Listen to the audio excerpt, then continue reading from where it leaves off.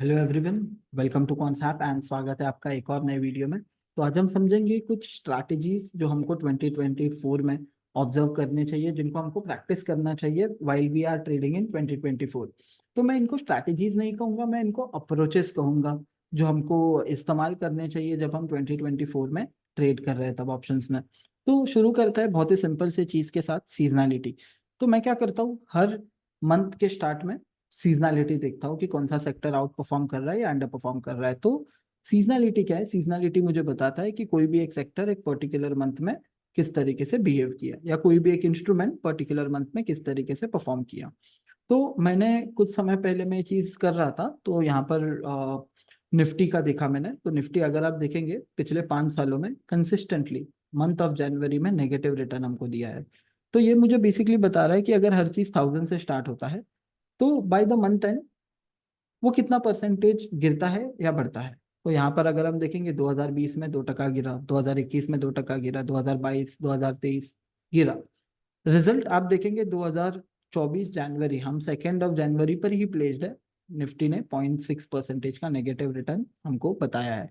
Look back हम increase कर सकते हैं, लेट्स से मुझे 22 साल का डेटा देखना है तो भी मैं देख सकता हूँ, बट अभी के लिए 5 साल का मैं डेटा यहाँ पर देख रहा हूँ। एंड मैं एक बायस बनाना चाह रहा हूँ। क्या इसका मतलब ये है कि ये देखकर मैं डायरेक्टली ट्रेड बनाऊंगा? नहीं, बट मेरे माइंड में ये है कि ठीक है, इन मंथ ऑफ जनवरी निफ्टी खास परफॉर्म नहीं करता है। तो ये चीज अगर हमारे ब्रेन में रहता है, देन कहीं ना कहीं पर हमको ये पता लगता है बैक ऑफ द माइंड, क्यों ना कि जब भी मैं ट्रेड क्रिएट कर रहा हूँ या फिर मेरा इन्वेस्टमेंट्स है, तो मुझे थोड़ा चौकन्ना रहना चाहिए। इंस्टेड ऑफ बहुत ज्यादा एग्रेसिवली लॉन्ग जाने से बेटर है मैं हेज स्ट्रैटेजीज प्रेफर करूँ, जिससे बाजार गिरता भी है तो कम नुकसान हो, राइट। एंड अगर मेरा लेट्स से पोर्टफोलियो एक इन्वेस्टमेंट पोर्टफोलियो है, इन दैट केस मैं पुट ऑप्शंस के थ्रू मेरा पोर्टफोलियो को हेज कर सकता हूँ। तो ये एक तरीका है। बट एक्शनेबल पार्ट क्या है पता है? यहाँ पर हर महीना के स्टार्टिंग में हमको ये चेक करना है कि कौन से ऐसे सेक्टर्स है जो आउट परफॉर्म करते हैं या अंडर परफॉर्म करते हैं। तो let's say pharma. By the way, अगर आप ये टेबल पर क्लिक करेंगे देन हमको पता लगेगा कि कौन से एक पर्टिकुलर मंथ में वो सेक्टर किस तरीके से परफॉर्म करता है इन अ टेबुलर व्यू। एंड हमको मंथली एवरेज भी पता लगेगा। अगर आप ये ऑब्जर्व करेंगे 2020, 21, 22 और 23, क्या चीज नजर आ रहा है हमको कि फार्मा सेक्टर में ज्यादा कुछ हलचल नहीं होता है, ज्यादा से ज्यादा नेगेटिव रहा है। फिर जुलाई में अगर हम देखेंगे तो फार्मा सेक्टर आउट परफॉर्म करता है। देन अगेन आप सितंबर में देखेंगे तो फार्मा सेक्टर आउट परफॉर्म करता है। तो हमको ये कंसिस्टेंसी जो है ना, यहाँ पर कंसिस्टेंसी क्या चीज की है? नेगेटिव रिटर्न्स की। यहाँ पर कंसिस्टेंसी क्या है?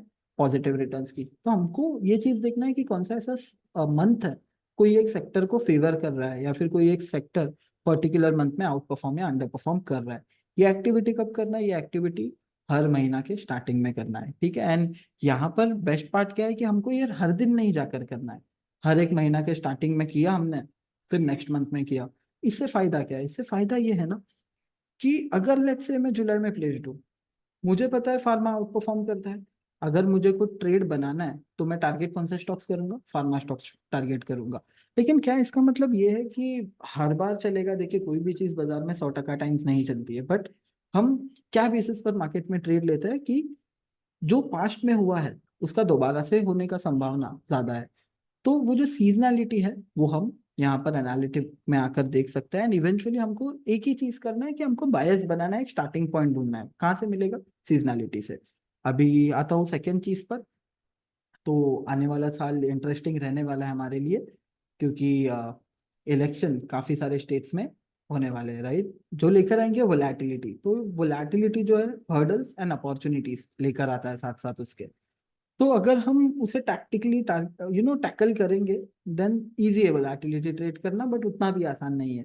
तो बट अगर हम उसे इग्नोर करेंगे देन हो सकता है कि एक काफी बड़ा अमाउंट हमसे लेकर जाए वोलैटिलिटी।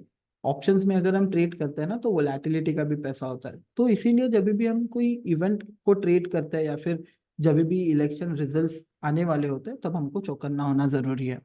तो हमको देखिए दो चीजों के रिस्क से बचना है। पहले तो ये समझाता हूँ कि लेट्स से इलेक्शन है कोई एक स्टेट में, या फिर लेट्स से मेजर स्टेट्स में इलेक्शन है, तो उसका इम्पैक्ट क्या है? तो उसका इम्पैक्ट ये है कि वो मार्केट में अनसर्टेनिटी लेकर आता है। कि सबके माइंड में एक ही सवाल रहता है ना कि कौन सा पार्टी जीतेगा, बट वो कौन सा पार्टी जीतेगा, मार्केट में कैसे इम्पैक्ट लाएगा, वो इम्पैक्ट लाएगा जो वोलेटिलिटी है वो उसका इंक्रीमेंट के थ्रू। तो दो चीजों के रिस्क से हमको बचना है। पहला, जंप इन इंडिया विक्स, यानी कि वोलेटिलिटी जो बढ़ता है उससे हमको बचना है।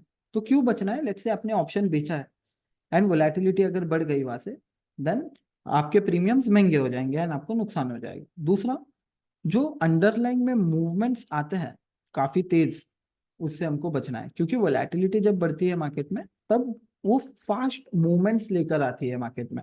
तो वो दो चीजों से हमको बचना है। तो एक बार मैं दिखाता हूँ कि हमको एग्जैक्टली क्या चीज से बचना है मार्केट में।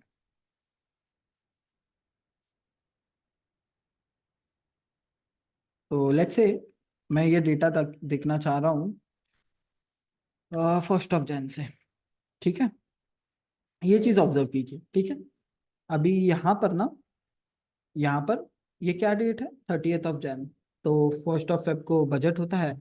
तो अगर आप देखेंगे बजट के पहले बहुत ड्रास्टिक जंप आया इंडिया विक्स में, है ना, वोलेटिलिटी इंडेक्स बढ़ गया, जो आपको क्या बता रहा है कि इंडियन मार्केट्स में वोलेटिलिटी बढ़ रही है। But on the other hand अगर आप देखेंगे तो मार्केट में कुछ खास मूवमेंट नहीं आया है, राइट। तो ये चीज आपको बताता है कि रिगार्डलेस बाजार वही का वही था ये पूरा जर्नी में, अगर आप देखेंगे। बट ऑप्शन राइटर ने यहाँ पर पैसा गवाया होता।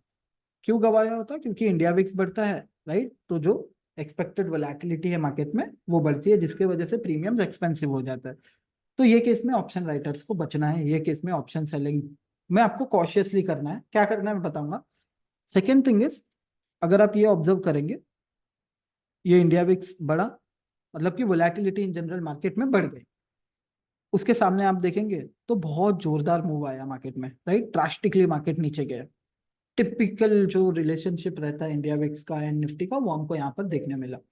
तो दो चीजों का रिस्क होता है जब भी हम इलेक्शन या फिर कोई भी एक मेजर इवेंट को ट्रेड करते हैं। दो रिस्क से बचना है हमको। पहला, ये स्पाइक जो होता है वोलेटिलिटी में, उससे। सेकंड, जो फास्ट मूवमेंट्स रहते हैं अंडरलाइन में, उससे। तो मानिए मत मानिए, लेकिन आप फ्यूचर ट्रेड करते हैं या फिर आप ऑप्शन ट्रेड करते हैं, ये दोनों ही रिस्क आपके लिए इक्वली इंपॉर्टेंट है। इसको इक्वली मिटिगेट करना है। तो कैसे करेंगे, तो समझते हैं केस वन। तो अगर लेट्स से हम फ्यूचर्स में ट्रेड कर रहे हैं, ठीक है। लेट्स से मैंने लॉन्ग फ्यूचर बनाया हुआ है, मैं बताता हूँ आपको क्रिएट करके। ठीक है,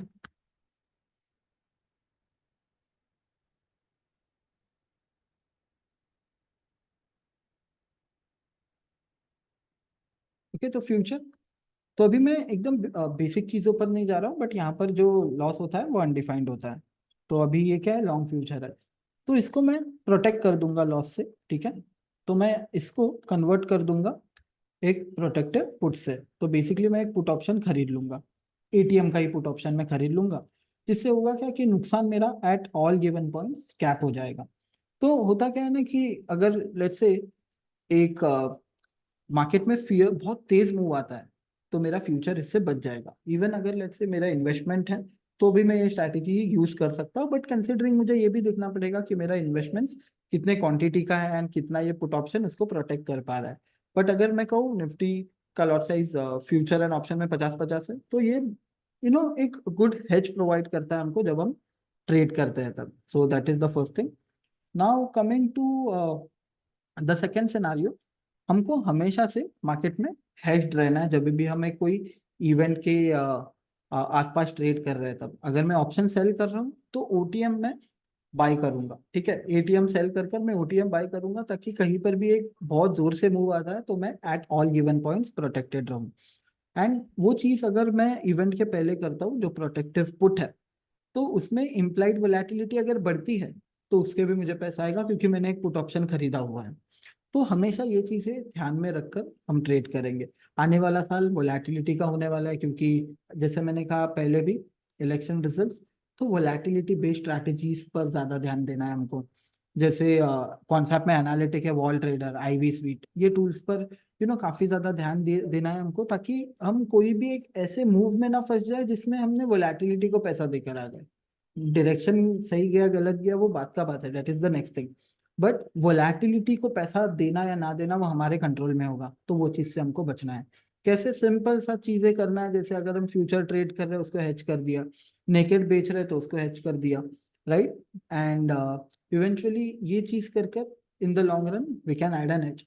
एंड हेज स्ट्रैटेजीज के टुवर्ड्स फोकस रहिए, जैसे कि bull call spread, bear put spread, right. ये तरीके के स्ट्रैटेजीज से होता क्या है ना कि आप एक बड़ा पैसा नहीं दे आते हो बाजार को, देखिए नुकसान होगा, दैट्स ऑल राइट, बट हमको जो अवॉइडेबल लॉस है उसको हम जरूर से मिटिगेट करने का कोशिश करेंगे।